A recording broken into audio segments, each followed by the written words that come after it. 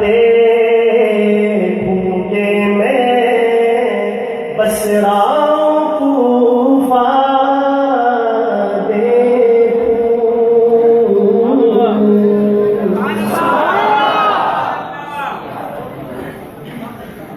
کربلا دیکھوں کہ میں بس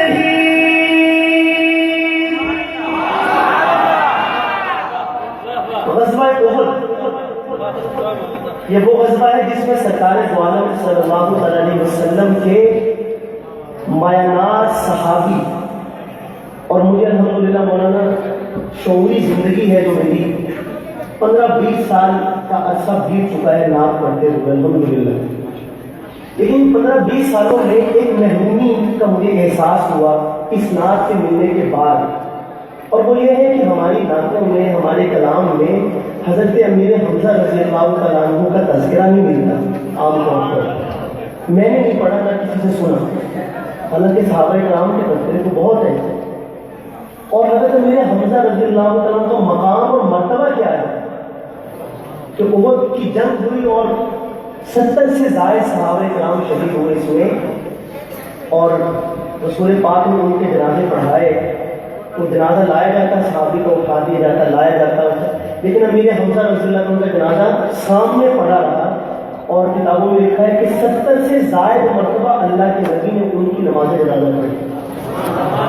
تو جب آپ مدینہ منورہ میں تشریف لائے تو صورتحال یہ تھی کہ انصار کا شاید ہی کوئی گھر ایسا ہو جس میں کوئی شہید نہ ہو، ایسے تو تھو کہ ایک ہی گھر میں کئی شہید تھے، لیکن خالی شاید ہی کوئی ہوگا۔ تو جس گھر کے سامنے سے گزرتے تھے شہداء کی یاد میں لوگ روتے ہوئے کان میں پڑھتے تھے کوئی کس کو یاد کر رہے ہیں، کس کو یاد کر رہے ہیں، تو اللہ کے حبیب نے فرمایا کہ آج حمزہ جیسے جوان پر رونے والا کوئی نہیں. محبت کا یہ عالم تھا، سید الشہداء قرار دیا ان کو. لیکن آج یہ احمد علی لاہوری مسجد میں یہ اتنے ایمان والے جمع ہیں. اپنی 20 سالہ محرومی کا میں نے آپ کے سامنے تذکرہ کیا ہے، تو میں چاہتا ہوں کہ یہ شعر آپ اس انداز سے سنیں کہ مجھے لگے کہ بات کے جو محرومی رہی وہ تو رہی، لیکن اب انشاءاللہ تعالیٰ وہ محرومی رہے گی اور جو ہو گئی اس کا مداوع بھی ہم نے کرنا ہے. تو مشہد کا لفظ ایک آئے گا، شہید ہونے کی جگہ کو مشہد کہا جاتا ہے. اور میں پھر ایک مرتبہ امین گیلانی کو سلام پیش کرتا ہوں، اور سلام انشاءاللہ پہنچے گا ان تک. اہل لاہور کی خصوصی توجہ اور یہ شعر آپ کی خدمت میں پیش ہے.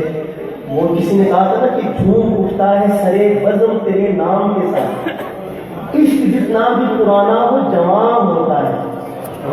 حضرت حمزہ کا نام آئے تو اہل ایمان کے چہروں پر تازگی نہ ہو، بھلے رات کے 2 بج چکے ہیں. تو میرے خیال میں شعر کا حق ادا نہیں ہوگا. محبت سے دوسرا مصرع دہرائیں گے نا میرے ساتھ ساتھ، سنیے گا شعر. جس میں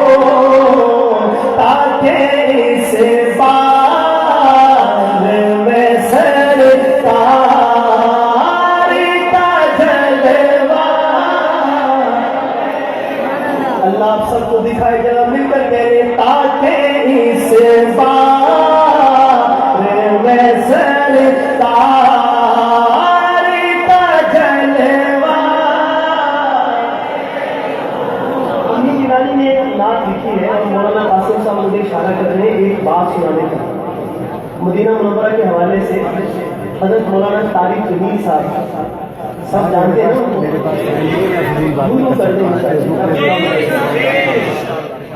ماشاء اللہ. شاہ صاحب تشریف لے آئے تو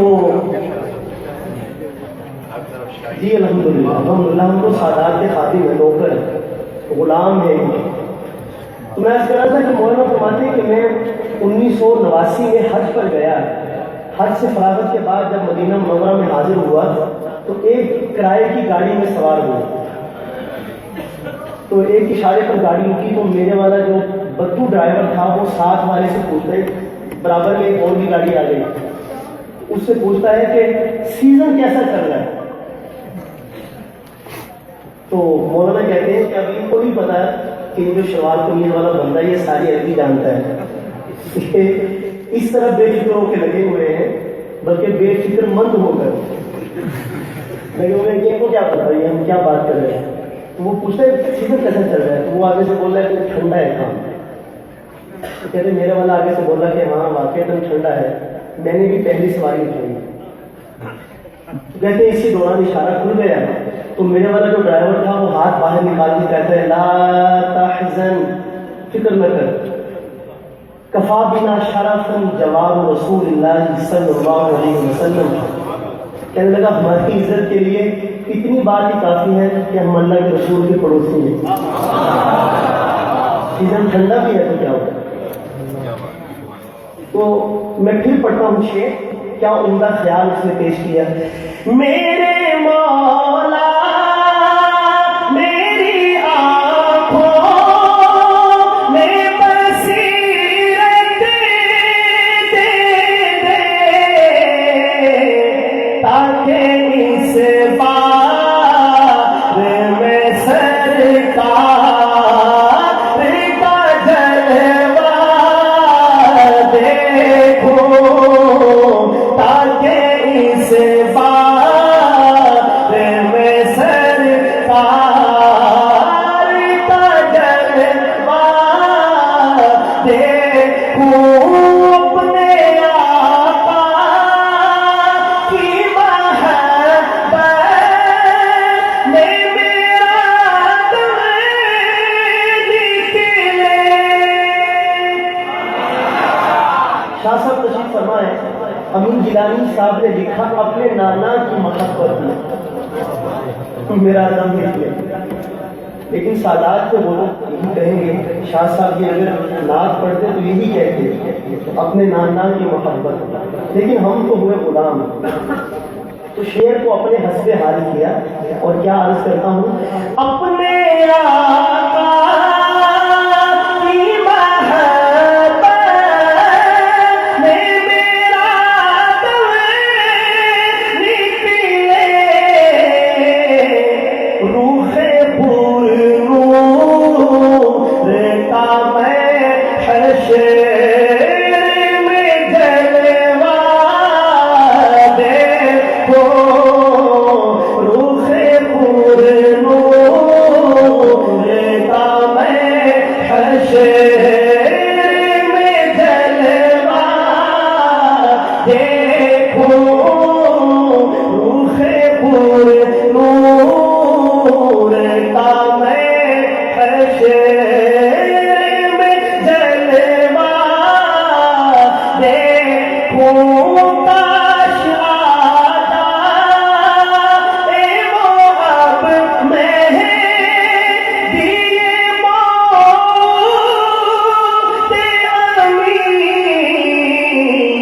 عزت اسلام کی اور کفر کو رسوا دیکھو، عزت اسلام کی اور کفر کو رسوا دیکھو، عزت اسلام کی اور کفر کو رسوا دیکھو۔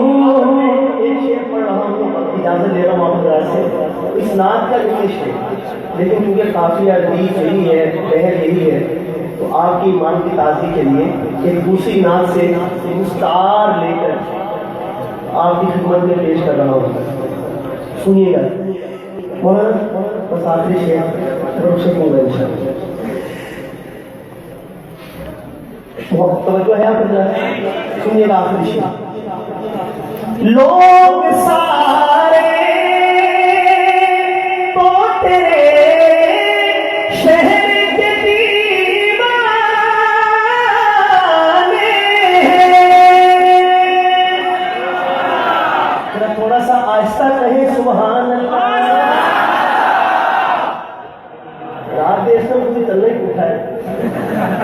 ایک دفعہ اور کہیں آج تک. یہ بھی آپ کی غائب شفقت ہے کہ آپ آہستہ کا مطلب بھی سمجھ گئے. الحمدللہ.